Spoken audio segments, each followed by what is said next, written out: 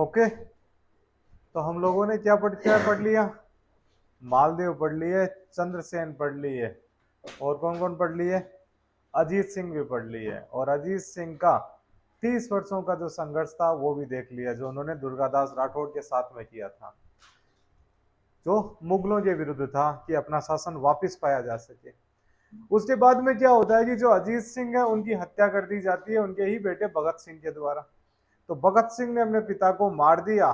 तो उनके बाद में जो नए राजा बनते हैं 1724 में, उन राजा का नाम लिखो अभय सिंह।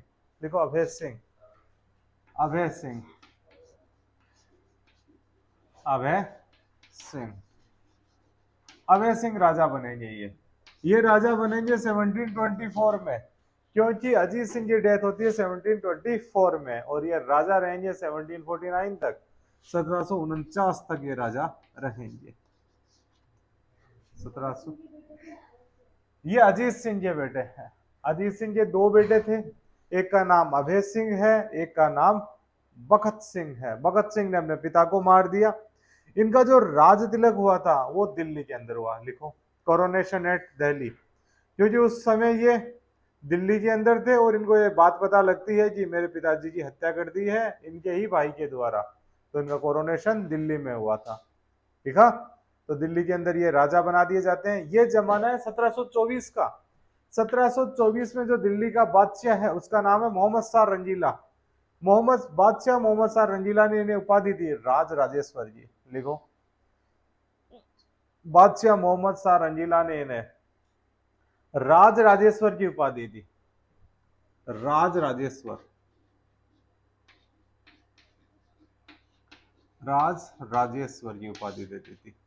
मोहम्मद शाह रंगीला के जमाने के अंदर जयपुर से जो राजा है वो तो थे सवाई जय सिंह, और जोधपुर से जो राजा है वो है सवाई सवाई नहीं लगता जोधपुर वालों की, वो है अभय सिंह। अभय सिंह लिख लिया। तो क्या उपाधि थी इनको?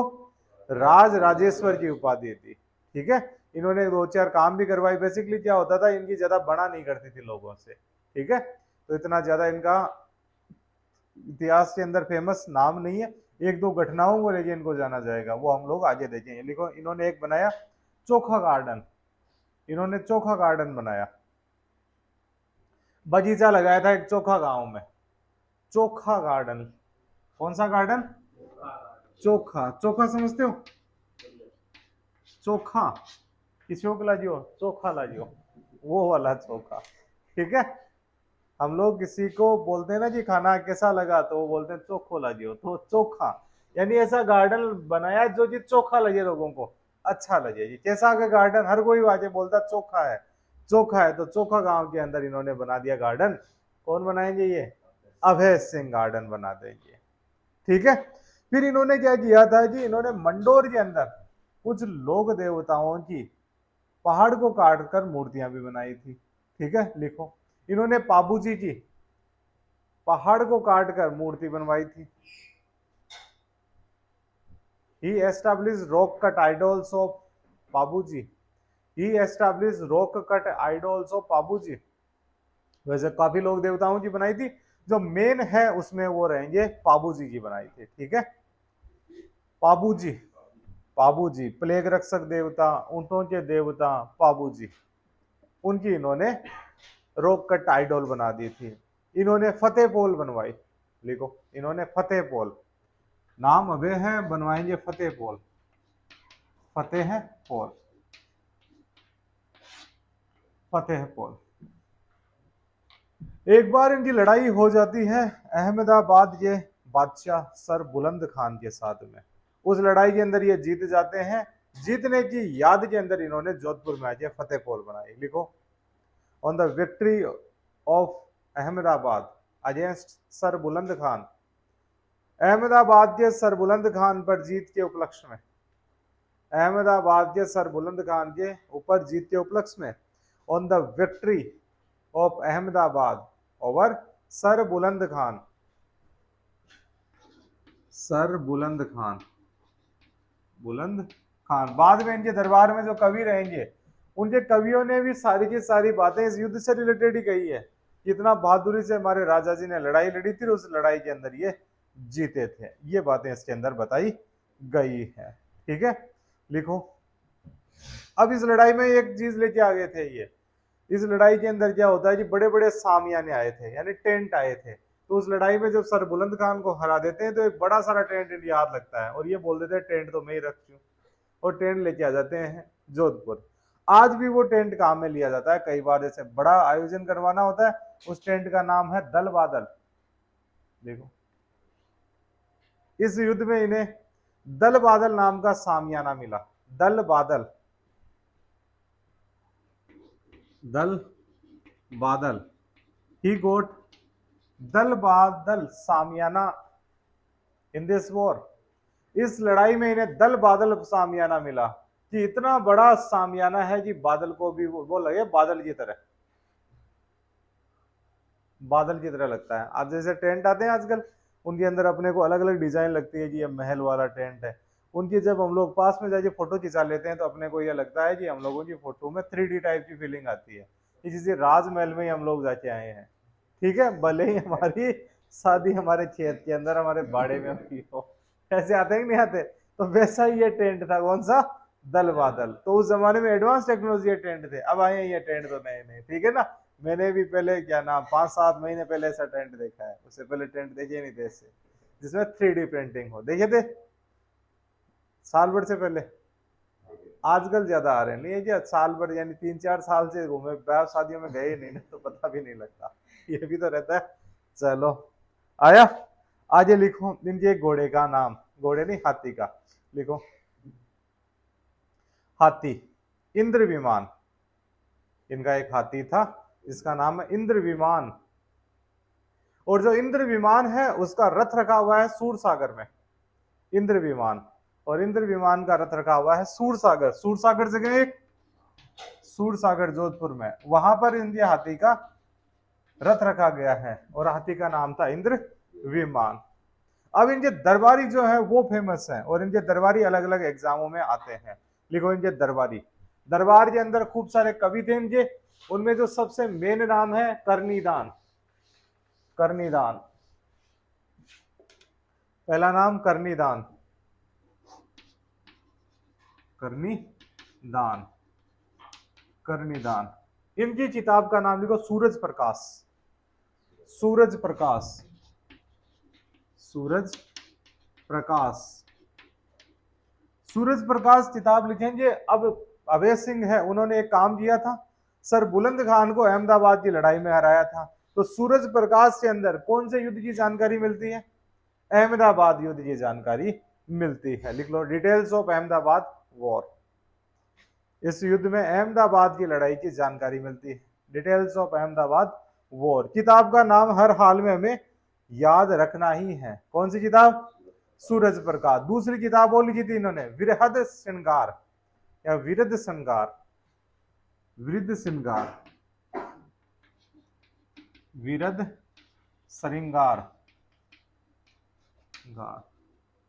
विरध श्रृंगार या बिरहद कर देते हैं इसको, दोनों एक ही बात है, बिरहद या विरध श्रृंगार, दोनों किताबें लिखी है करनीदान जी ने। इनके दरबार में एक और कवि थे जिनका नाम है वीर भान, वीर भान। उनकी किताब फेमस है राज रूपक, वीर भान, वीर भान, राज रूपक। राजस्थानी भाषा है, राज रूपक, राज रूपक, राज रूपक। राजस्थानी भाषा के दो रूप फेमस है, एक है डिंगल, एक है पिंगल। जो वेस्टर्न राजस्थान में बोली जाती है उसे डिंगल कहा जाता है, जो ईस्टर्न राजस्थान में बोली जाती है उसे पिंगल कहा जाता है। पिंगल के अंदर थोड़ी ब्रज भाषा का प्रभाव ज्यादा है। तो ये दोनों ग्रंथ मारवाड़ में लिखे गए हैं और मारवाड़ राजस्थान के पश्चिमी हिस्से में आता है। तो बताया जाए कि इसमें कौन सी भाषा का उपयोग किया जाएगा, डिंगल का उपयोग किया जाएगा। तो दोनों ने ये भाषा कौन सी उपयोग में ली, डिंगल काम में ले ली। लिखो डिंगल, ये डिंगल में लिखे हुए हैं, डिंगल के अंदर लिखे गए हैं। फिर इनके जो पिताजी थे अजीत सिंह, उनके दरबार में कवि थे जिनका नाम था सूरती मिश्र। सूरती मिश्र ने उनके जमाने में भी किताब लिखी। फिर उनके जो बेटा राजा बने तो उनके जमाने में भी वो किताब लिखेंगे। तो उन्होंने एक टीका लिखी है, लिखो, सूरती मिश्र। तीसरे कवि सूरती मिश्र। अमर चंद्रिका, अमर चंद्रिका, सूरती मिश्र की किताब का नाम है अमर चंद्रिका, अमर चंद्रिका। ये जो अमर चंद्रिका है ये है बिहारी सतसई पर टीका, लिखो, ये बिहारी सतसई पर टीका है, बिहारी सतसई, बिहारी सतसई, सतसई। जयपुर के महाराजा मिर्जा राजा जय सिंह के दरबार में एक कवि थे जिनका नाम था बिहारी जी। बिहारी जी ने किताब लिखी थी बिहारी सतसई। ये बिहारी सतसई राजा अभय सिंह को बहुत ज्यादा पसंद थी, तो उनके दरबार में जो पिताजी के टाइम से दरबारी थे सूरती मिश्र, तो उन्होंने इसमें टीका लिख दी। टीका लिखने का मतलब उसमें थोड़ा इंटरप्रिटेशन कर दिया, उसके नोट्स बना लिए, छोटे छोटे अलग टाइप से उनको लिखा देते हैं। बात वही है लेकिन अलग तरीके से लिख दी गई, इस पर टीकाएं लिख दी। किसने लिखी? सूरती मिश्र ने। क्या नाम है किताब का? अमर चंद्रिका। क्या नाम है? अमर चंद्रिका। अमर, अमर चंद्रिका किसने लिखी थी? सूरती मिश्र ने लिखा। इनके टाइम के अंदर एक कवि हुए जिनका नाम था पृथ्वीराज चारण या पृथ्वीराज सांधु भी कहते हैं उन्हें। उन्होंने लिखा था अभय विलास, अभय विलास, अभय विलास, अभय विलास। ये लिखेंगे पृथ्वीराज, पृथ्वीराज ने अभय विलास लिख दी। पृथ्वीराज राठौड़ नहीं है, न ही पृथ्वीराज सिसोदिया है, ये पृथ्वीराज चारण है, उन्होंने किताब लिखी है। अब जो अभय सिंह है उनके दरबार के अंदर ये सारे खूब सारे कवि भी थे। इनके अलावा इनके जो इतिहास में एक सबसे बुरी घटना घटी वह घटना है खेजड़ली घटना। लिखो, खेजड़ली इंसिडेंट, खेजड़ली,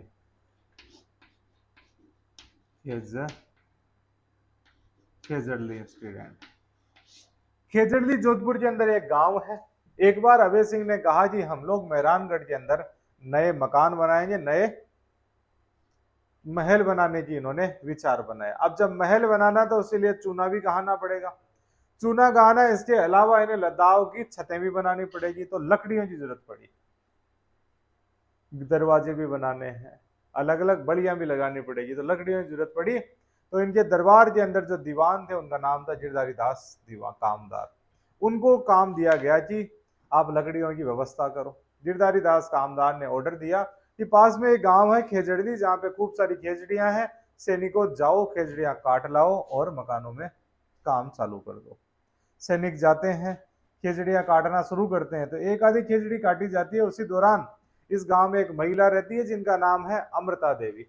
अमृता देवी आके पूछती है कि खेजड़ियां क्यों काट रहे हो? तो वो कहते हैं कि हमारे महलों के अंदर खेजड़ी की जरूरत है, लकड़ियों की जरूरत है, तो हमारे को खेजड़ी की जरूरत है, हम काट रहे हैं इसलिए। अमृता देवी मना कर देती है कि हम लोगों ने अपने बच्चों की तरह इन खेजड़ियों को पाला है, आप इन खेजड़ियों को नहीं काट सकते। सैनिक मना करते हैं कि नहीं, हम तो काटेंगे। वाद विवाद हो जाता है, तो खूब सारी अन्य महिलाएं भी इकट्ठी हो जाती है। साथ के अंदर अमृता देवी की बेटियां और इनके जो पति थे वो भी यहाँ पे आ जाते हैं। रामोजी जिनके पति का नाम था, वो भी आ गए। सारे लोग इकट्ठा हो जाते हैं। वाद विवाद शुरू सैनिकों और आम लोगों के बीच में। तो गिरधारी दास जो दीवान थे उन्होंने आदेश दिया कि इनको हटा दिया जाए, थोड़ा फोर्स का उपयोग लिया जाए। फोर्स उपयोग में लेते हैं तो जितनी भी महिलाएं थी सारी की सारी खेजड़ी से चिपक जाती है कि खेजड़ी हमारे बच्चों के समान है, हम इसे मारने नहीं देंगे। तो जो दीवान जी उन्होंने आदेश दिया कि खेजड़ी काटी जाएगी, हटते नहीं है तो इनको खेजड़ियों के साथ ही काट दिया जाए। तो 363 महिलाओं को और पुरुषों को जो खेजड़ी के चिपक गए थे उनको जोधपुर के सैनिकों के द्वारा मार दिया गया था। तो ये बहुत बड़ी घटना थी उस जमाने की। जो गिरधारी दास दीवान है वो उस जमाने के जनरल डायर थे। जैसे डायर ने आदेश दिया कि तो जो भी व्यक्ति जलियांवाला बाग के अंदर हैं उनको मार दिया जाए, वैसे ही जो दीवान जी है उन्होंने भी आदेश दिया जाए कि जो चिपक रखे हैं उनको सबको उनके साथ में ही काट दो। तो ये राजस्थान का चिपको आंदोलन है जिसने बाद में चिपको आंदोलन को भी प्रेरणा दी। और दुनिया के अंदर एकमात्र यही ऐसा आंदोलन था। बाद के अंदर यहाँ पे हर वर्ष वृक्ष मेला भरा जाता है, जो भरा जाएगा भादवे की शुक्ल दशमी को। और हर वर्ष पूरी दुनिया में एकमात्र जो वृक्ष मेला भरा जाता है वो है खेजड़ली जोधपुर के अंदर। ये थी हमारी खेजड़ली घटना। लिखो इसके बारे में। 1730 में, पहले तो तारीख लिख लो इसकी, 1730 एडी, 1730 एडी। भाद्रपद शुक्ल दशमी विक्रम संवती 1787। भाद्रपद शुक्ल दशमी, आज भाद्रपद शुक्ल दूज है, बाबेरी बीज या रामदेव जी की दूज है आज, है। बड़ी मान्यता है, मेला भर रखा है अभी रामदेवरा के अंदर, खूब सारे यात्री जा रहे हैं। दसवीं को तेजा दशमी आती है और दसवीं को ही खेजड़ली मेला बढ़ता है। तो ये इसी महीने में बढ़ेगा, आज से 8 दिन बाद में, ठीक है। तो विक्रम संवती 1787 की यह घटना है। लिखो। Amrita Devi Bishnoi, Amrita Devi Bishnoi sacrificed her life with 363 other people while saving the trees of खेजड़ी। अमृता देवी बिश्नोई ने अपने 363 अन्य साथियों के साथ खेजड़ी की रक्षा करते हुए अपने प्राण त्याग दिए थे, या अपना बलिदान दे दिया था। अमृता देवी बिश्नोई ने 363 अन्य साथियों के साथ खेजड़ी की रक्षार्थ अपना बलिदान दे दिया था। इनके पति भी बलिदान हो गए थे, जिनका नाम भी लिख लो। इनके पति रामोजी, रामोजी भी बलिदान, इनकी बेटियां भी बलिदान हो गई थी। इसलिए हर वर्ष इसी दिन जो भाद्रपद शुक्ल दशमी है, खेजड़ली में मेला भरा जाता है, वृक्ष मेला। लिखो, वृक्ष मेला, ट्री फेयर, वृक्ष मेला है? रामोजी। वृक्ष मेला कब भरेगा? भाद्रपद शुक्ल दशमी, शुक्ला दशमी। और ये मारने के जो आदेश दिए थे वो देने वाला व्यक्ति कौन था? लिखो, अभय सिंह नहीं दिए थे, उनके दीवान थे गिरधारी दास कामदार। देखो, order by Girdhari Das Kamdar, order by Girdhari Das Kamdar. समय आता है सन 1749 का और अभय सिंह पहुंच जाते हैं भगवान के पास, यानी उनका स्वर्गवास हो जाता है। स्वर्गवास हुआ तो नया राजा बनेगा राम सिंह। लिखो, राम सिंह, राम सिंह राजा बनेंगे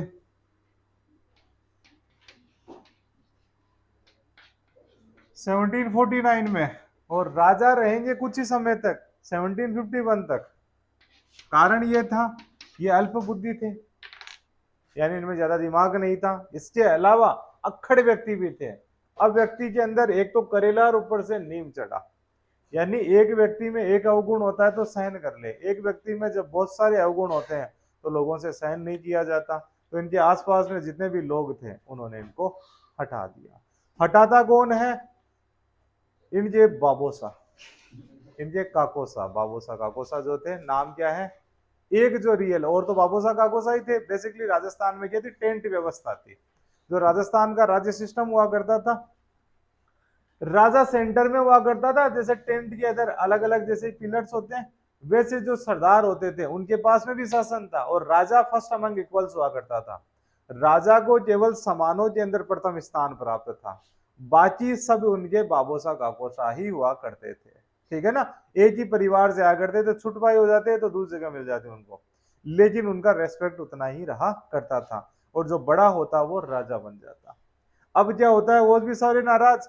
फिर इनके पिताजी के जो छोटे भाई हैं, जिन्होंने अपने पिता को मारा था, उनको पता लग जाता है। तो अभय सिंह तो नहीं रहे, तो एक काम करते हैं, जोधपुर पे अटैक कर देते हैं और जोधपुर को कब्जा लेते हैं। नाम बताओ कौन आएंगे नया व्यक्ति? बखत सिंह। लिखो, बखत सिंह, बखत सिंह। राम के बारे में डिटेल में थोड़ा थोड़ा कुछ जगह अलग अलग के साथ में नाम आ जाएगा राम का। भगत सिंह, भगत सिंह कब आते हैं? भगत सिंह 51 में और ये रहते हैं 52 तक, 51 में आते हैं, 52 तक ये रह जाते हैं, 51 52 लिख लिया। 1751, 1751 से 1752। इनके बारे में सबसे पहली बात, पितृहंता राजा, पेट्रिया पेट्रिसाइडल किंग, पितृहंता पेट्रिसाइडल, यानी अपने पिता को मार के जो राजा बनता है। तो वो दो साइड होते हैं, तो regicide killing of the king and next one killing of the father, that is patricide. तो ये दोनों ही काम किए थे भगत सिंह ने, अपने पिता को मारा था, पिता का नाम अजीत सिंह था। फिर इन्होंने राम को हराया और जोधपुर पे कब्जा कर लिया, लिखो, राम को हराया और जोधपुर पे कब्जा कर लिया। राम इनके भतीजे हैं, उनको हरा देते हैं, जोधपुर पे कब्जा कर लेते हैं। ही defeated Ram Singh and occupied Jodhpur, he defeated Ram Singh and occupied Jodhpur. ये थोड़े से हाईली एनर्जेटिक व्यक्ति थे, तो इनके पास में पहले से भी नागौर था, ये नागौर इन्हीं के हाथ में था, लिखो, he was governor of Nagaur, he was king of Nagaur, he was king of Nagaur। जब भी जोधपुर में किसी के नए जो बेटा बेटी थे उनके साथ नहीं बना करती थी, तो जोधपुर के राजे महाराजे उन्हें नागौर दे दिया करते थे। पहले जब गज सिंह के अपने बेटों की एक अमर सिंह राठौड़ के साथ में नहीं बनती, तो उन्हें नागौर दे दिया गया। भगत सिंह ने अपने पिता को मारा, तो उन्हें भी नागौर दे दिया गया। तो ये नागौर के राजा थे।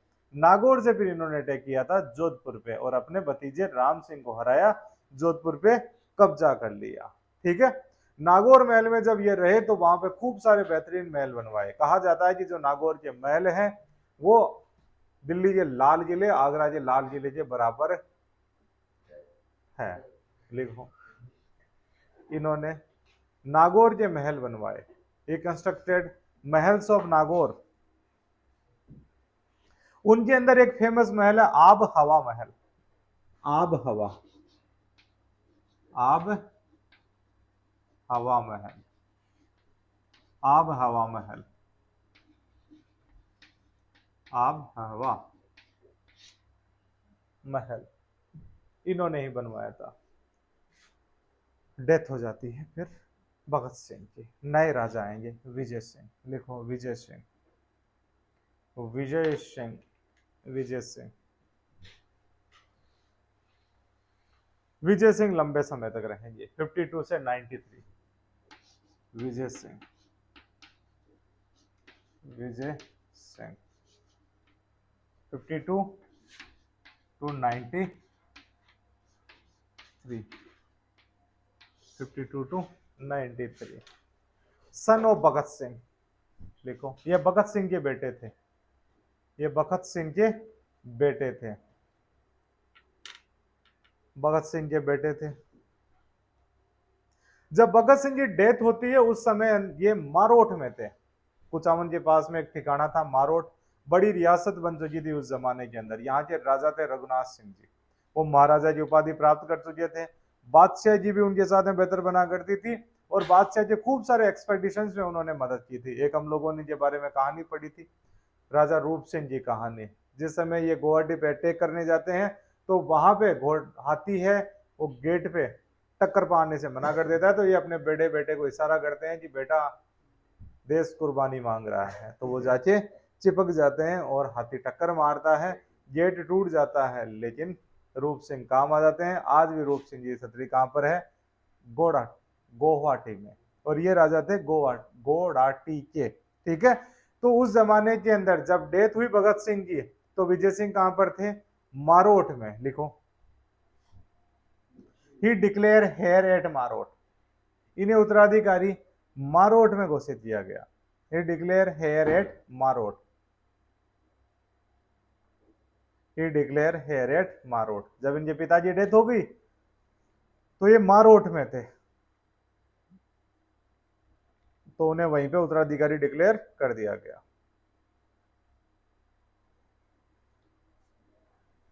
अब क्या होता है कि विजय सिंह को डिक्लेयर कर दिया गया उत्तराधिकारी। अब बताओ भगत सिंह ने जिसको हटा दिया था?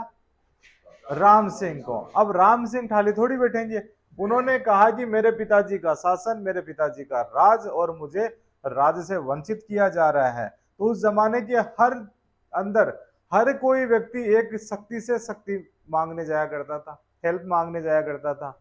वो कौन सी शक्ति थी? मराठा। मुगल कमजोर हो चुके हैं इस जमाने के अंदर। इस जमाने के अंदर बाजीराव की तलवार बाज की नजर पे शक नहीं किया करते। ये बाजीराव का जमाना है, देखो यहाँ पर, ठीक है।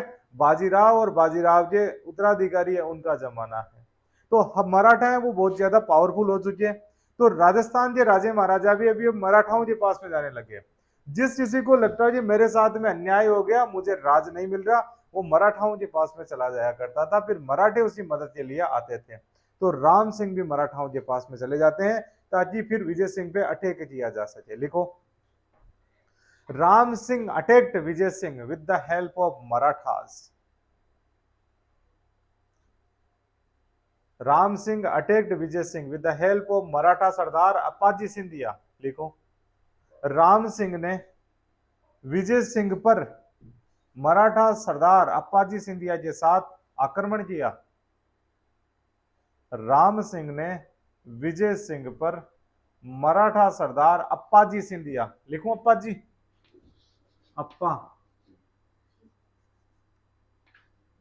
अप्पा जी सिंधिया, अप्पाजी सिंधिया यहाँ पे मराठा सरदार थे। उनसे मदद मांगते राम सिंह कि मेरा राज छीन लिया, राज छीन लिया, तो आप अगर मेरी मदद करोगे तो इतना सारा मैं आपको पैसा दूंगा, या ये जागीरें मेरे द्वारा आपको दे दी जाएगी। अब जब अटैक करते हैं तो अटैक होता है।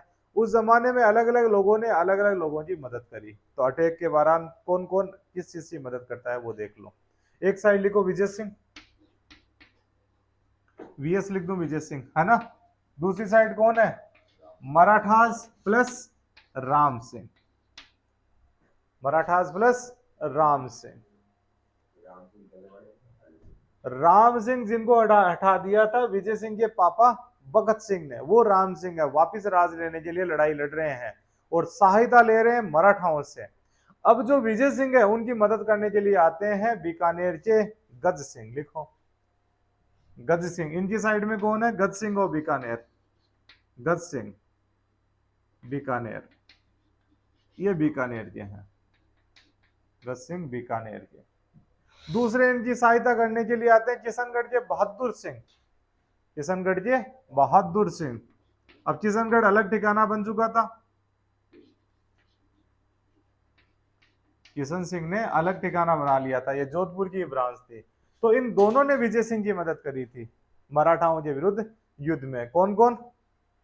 गज सिंह और बीकानेर एंड बहादुर सिंह और किशनगढ़। लेकिन जीतेगा कौन? मराठा। लिखो यहां पर वॉन, ये जीत गए, ये युद्ध जीत जाते हैं। युद्ध जीत जाते हैं तो अधिकार राम सिंह का वापस, लेकिन विजय सिंह भी कि मैं लड़ाई लड़ता रहूंगा। इस दौरान क्या होते हैं, एक मराठा सरदार है जिनका नाम है जयप्पा सिंधिया। अब जयप्पा सिंधिया सभी लोगों के कुचलने किया करते थे, पैसा पैसा पैसा, हर समय की जोधपुर वालों के पास जाते पैसा, लड़ाई में वापस लड़ाई कर देंगे नहीं। राम सिंह के पास में जाते हैं, इनसे ही पैसा, खोखरों के पास में जाते हैं, इनसे भी पैसा। सोलंकियों के पूरे राजस्थान के अंदर कोई व्यक्ति घुमा करता था कि मुझे पैसा दे दो नहीं तो मैं बता दूंगा, यानी एक तरह से हफ्ता वसूली किया करते थे ये लोग। तो सारे लोग परेशान हो गए। एक बार खाटू के पास में, नागौर के पास में एक जगह खाटू पड़ती है, वहां पे जयप्पा सिंधिया थे, वो मराठा सरदार है, मेन लीडर जयप्पा सिंधिया थे। उनको लोगों ने फिर मार दिया, जिसको मार ही देते हैं, बहुत दिन हो गया नहीं, ये अन्याय के विरुद्ध अब युद्ध किया जाता है। देखो, Jayappa Scindia was killed in this dispute conflict. Jayappa, Jayappa, ये अप्पाजी सिंधिया वो जयप्पा ही है, ठीक है ना। ये जो अप्पाजी लिखे थे ना, ये जयप्पा और अप्पा एक ही है, ठीक है। Jayappa Scindia was killed in this dispute, in this conflict. Jayappa ji Scindia was killed in this conflict. इस विवाद में जयप्पा सिंधिया मारे गए थे, जयप्पा अप्पा सिंधिया मारे गए थे। लड़ाइयां चलती रहती हैं, मराठा सरदार मारे जा रहे हैं, तो कुछ संधियां भी होगी। लिखो, ट्रीटी विथ मराठास। विजय सिंह की मराठाओं के साथ संधि, treaty of Vijay Singh with Marathas. सन है 1756 का, ट्रीटी विथ मराठास 1756 में। मराठाओं के साथ ट्रीटी हो रही है, मतलब राम सिंह के साथ में भी ट्रीटी हो रही है। राम सिंह और मराठाओं के साथ में ट्रीटी करते हैं। एक साइड में है विजय सिंह, दूसरी साइड में वापिस कौन, M+RS। और ये अब क्या कर रहे हैं, ट्रीटी कर रहे हैं। ट्रीटी की तारीख 1756। अब ये 1756 में जब ट्रीटी होती है, कुछ इलाके मिल जाते हैं, जैसे मेड़ता और सिवाना, ये इलाके मिल जाएंगे विजय सिंह को। कुछ इलाके दे दिए जाएंगे मराठाओं को, जैसे अजमेर का तारागढ़, अजमेर का सूबा मराठाओं को दे दिया जाएगा। राम सिंह को दे दिए जाएंगे मारोट, मारोट राम सिंह के पास में रहेगा। मारोट का ये कुचामन के आसपास का जितना इलाका था, ये सारा नागौर का इलाका, ये राम सिंह को दे दिया गया था। लिखो इसमें, मराठाओं को अजमेर तारागढ़ दिया गया, मराठाओं को अजमेर तारागढ़ दिया। तो बताओ, मराठाओं को अजमेर का तारागढ़ कौन से जोधपुर के राजा ने दिया था, विजय सिंह ने दे दिया था, ठीक है ना, विजय सिंह ने ये दे दिया था। अब इनके पास में वापिस राज आ जाता है, राज आता है तो राजा लगाता है टैक्स। इन्होंने एक प्रकार का टैक्स लगाया था जिसका नाम है रेख भाव, रेख भाव, इन्होंने रेख भाव कर लगाया। मराठाओं ने नहीं, विजय सिंह ने स्टार्टेड रेख भाव। जब हम लोग ये एडमिनिस्ट्रेशन, रेवेन्यू एडमिनिस्ट्रेशन पढ़ेंगे, तब दो प्रकार के रेख रहेंगे, ठीक है, रेख पढ़ेंगे। फिर एक टाइप का लैंड रेवेन्यू टैक्स था, या टैक्स भरा जाता था, पट्टा रेख, भरतू रेख, अलग अलग टाइप के रेख हैं, वो हम लोग रेवेन्यू एडमिनिस्ट्रेशन में देखेंगे। विजय सिंह ने स्टार्ट किया था ये रेख भाव। बाद के अंदर विजय सिंह भगवान श्री कृष्ण के भक्त हो जाते हैं और एक बार नाथ द्वारा जाते हैं और वैष्णव संप्रदाय को अपना लेते हैं। ही अडॉप्टेड वैष्णव सेक्ट एट नाथ द्वारा, इन्होंने नाथ द्वारा में वैष्णव संप्रदाय को स्वीकार किया। बाद के अंदर कृष्ण के मंदिर बनाएंगे जोधपुर के अंदर। जोधपुर में जो वैष्णव मंदिर हैं उनको बनाने में सबसे बड़ा हाथ है विजय सिंह का। जब नाथ मंदिर देखेंगे जोधपुर के, तब आएंगे मान सिंह। तो अलग अलग राजा, अलग अलग मान्यताएं, अलग अलग धर्म।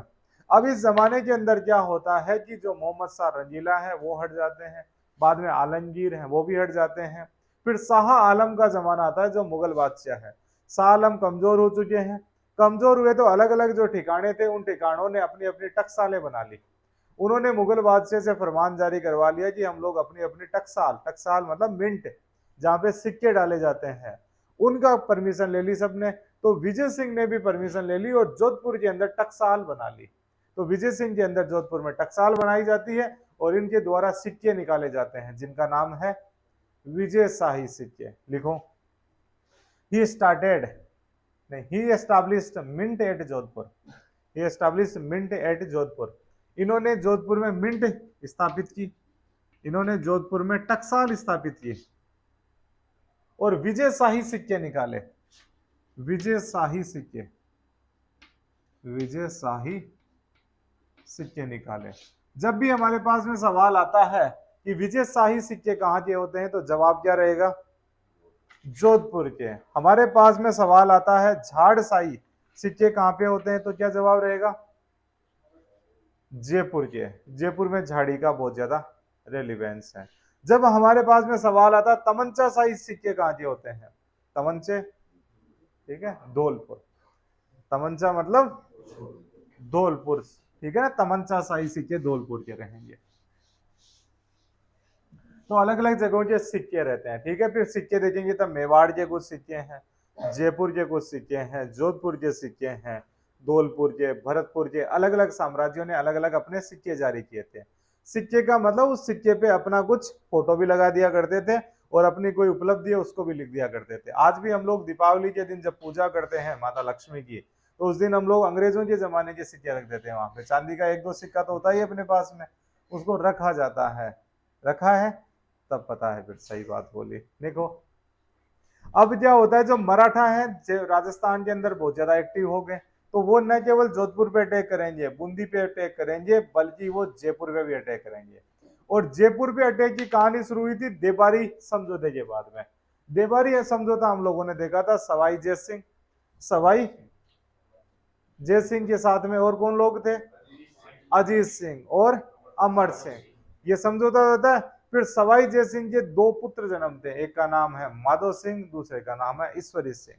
जब उनके बीच में डिस्प्यूट होता है राज को लेके तो मराठे जयपुर में आ जाते हैं और मराठाओं ने काफी परेशान किया। फिर एक राजा आते हैं जयपुर के जिनका नाम है सवाई प्रताप सिंह, बड़े प्रतापी राजा, मराठाओं के साथ में लड़ाई लड़ते हैं और मराठाओं को हरा देते हैं तुंगा की लड़ाई में। वो तुंगा की लड़ाई में इसलिए हरा पाए क्योंकि जोधपुर के राजा विजय सिंह ने उनकी मदद की थी। लिखो, he helped Pratap, he helped Sawai Pratap Singh of Jaipur in the battle of Tunga. Tunga कहां पर है ये? इन कुणाल के घर के पास में है ना? तुंगा में रहते हो, लड़ाई हुई थी वहां पे, हुई थी। छतरी है, पता लगा? इतिहास मतलब हमारे आसपास की चीजें। क्या मतलब होता है इतिहास का? आसपास की चीजें। और जब अपने आसपास की चीज अपने पास पता लगता है कि अरे किताब में ये लिखा हुआ है, तो व्यक्ति को और ज्यादा खुशी मिलती है, आंतरिक खुशी की अनुभव होता है, वही खुशी। Very good. लिखो, इन्होंने तुंगा के युद्ध में, तुंगा के युद्ध में सवाई प्रताप सिंह की मदद करी थी। और ये तुंगा की लड़ाई कब हुई थी बताओ फिर? छतरी पे देखना आपकी बार जाओ ना, वो हुई थी 1787 में। या बताना अपने गांव वालों को, ये लड़ाई हुई थी 1787 में। फिर हम लोग जब जयपुर पढ़ेंगे तो हम लोग पूरा तुंगा का युद्ध जान जाएंगे। फिर अपने जो भी लोग मिले आसपास से उनको बताना तुंगा के अंदर ये हुआ था, ठीक है ना? फिर हम लोग क्या बनते हैं, सब हमारी बात सुनते हैं कि देखो कितना पता है कुणाल को, पता लगा? वेरी गुड, ठीक है। लिखो, लिख लिया? इन्होंने तुंगा के युद्ध में सवाई प्रताप सिंह की मदद करी थी। तुंगा का युद्ध याद रखना 1787 में। मदद करी तो ये मराठाओं को हरा देते हैं, और मराठाओं को हराया एंड डिफीटेड मराठास। अब जो मराठाओं के सरदार थे वो है माधोजी सिंधिया। लिखो, मराठा सरदार माधोजी सिंधिया। माधोजी सिंधिया या माधवराव सिंधिया, एक ही नाम है, माधोजी सिंधिया। माधो जी, क्या? हाँ, वही लोग हैं ये।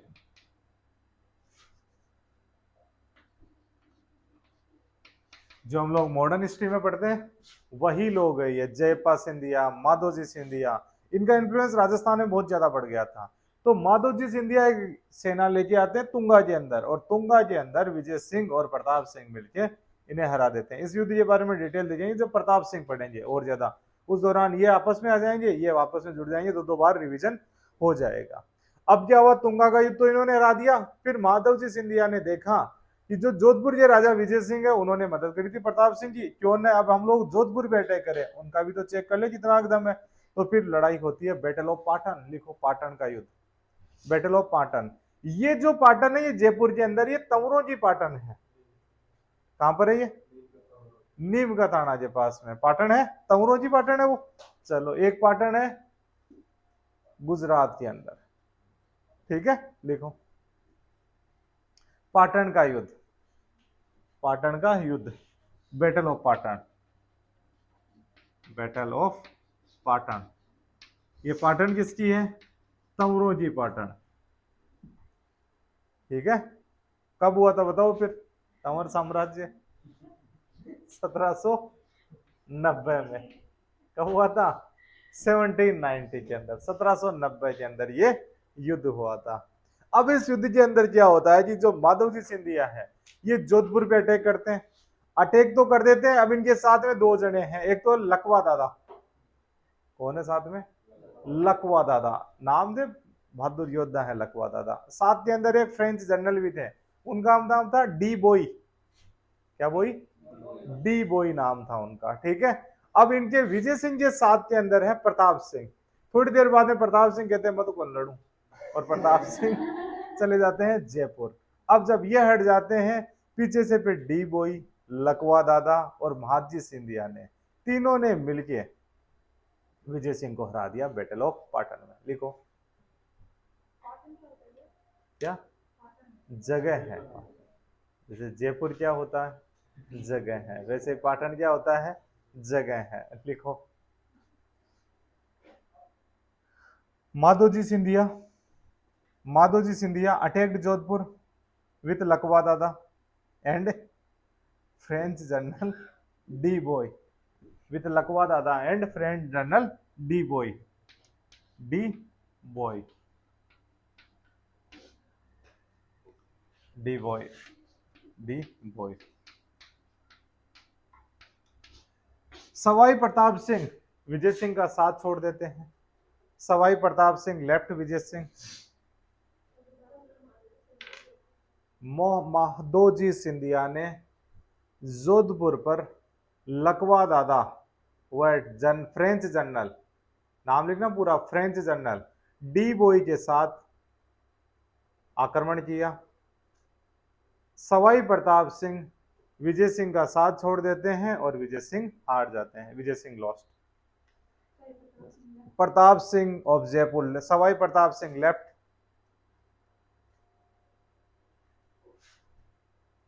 विजय सिंह एंड ही लॉस्ट, हार गए। यहां पे हार गए तो लड़ाई अभी रुकेगी नहीं, क्योंकि एक बार जो लड़ाई शुरू हो जाती है वो वर्षों वर्ष तक चलती है। जब तक उन्हें पूर्ण संतुष्टि या पूर्ण हार नहीं हो जाती तब तक लड़ाई चलती है। अब पूरे राजस्थान में अलग अलग जगह घूम घूम के लड़ाई लड़ेंगे कि कौन सी जगह है जहां पे हम लोग कई बार पूजा अर्चना करवाते हैं। हम लोग जब पुराने जमाने में युद्ध हुआ करता तो बाकायदा ज्योतिषियों से पूछा जाता कि कौन सी मैदान में जाके लड़ेंगे तो हम लोग जीत जाएंगे, कौन से टाइम में लड़ेंगे तो हम लोग जीत जाएंगे, कौन से व्यक्ति को साथ में रखेंगे तो हम लोग जीत जाएंगे। तो ये लोग आते हैं मेड़ता, लिखो बैटल ऑफ मेड़ता, मेड़ता का युद्ध। ये भी युद्ध इसी साल में हो गया था 1790 में,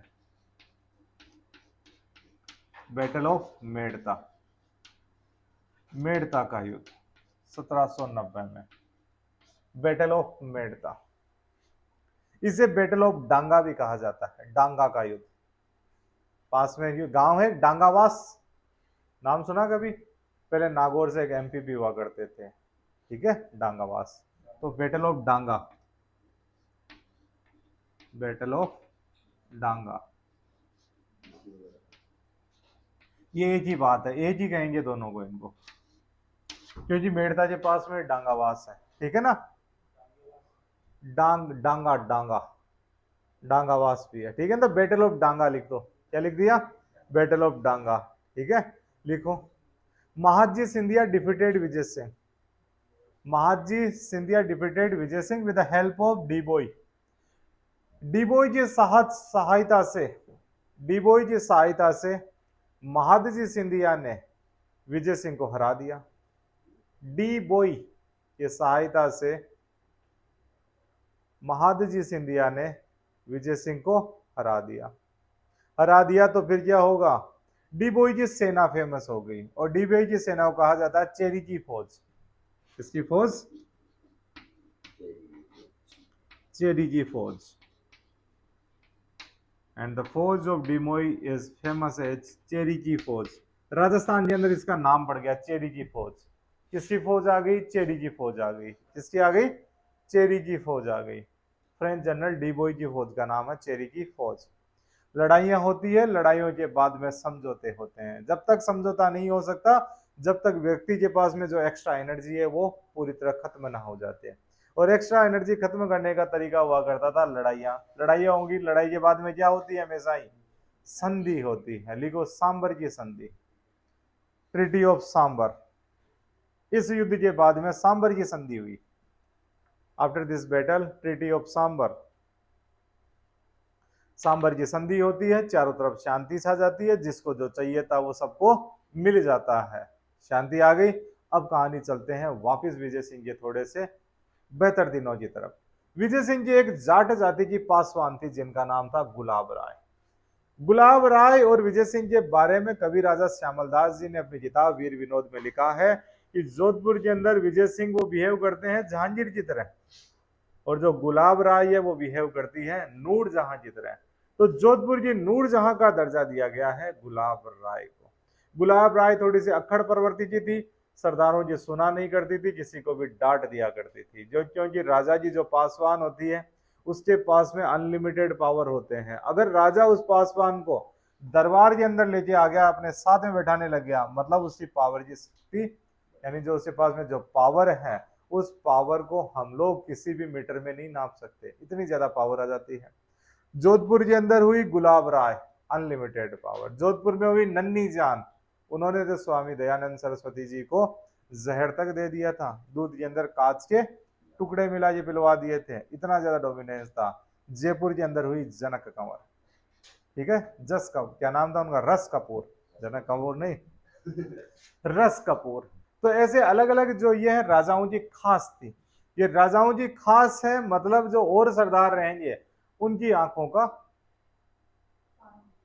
तारा नहीं रहेगी, आंखों का कांटा रहेगी, ठीक है ना, शब्दों का उपयोग महत्वपूर्ण होता है। आंखों का तारा तो है राजा जी के, और आंखों का कांटा है और सरदारों के। तो लिख लो, कवि राजा श्यामल दास ने, कवि राजा श्यामल दास ने विजय सिंह को जहांगीर और गुलाब राय को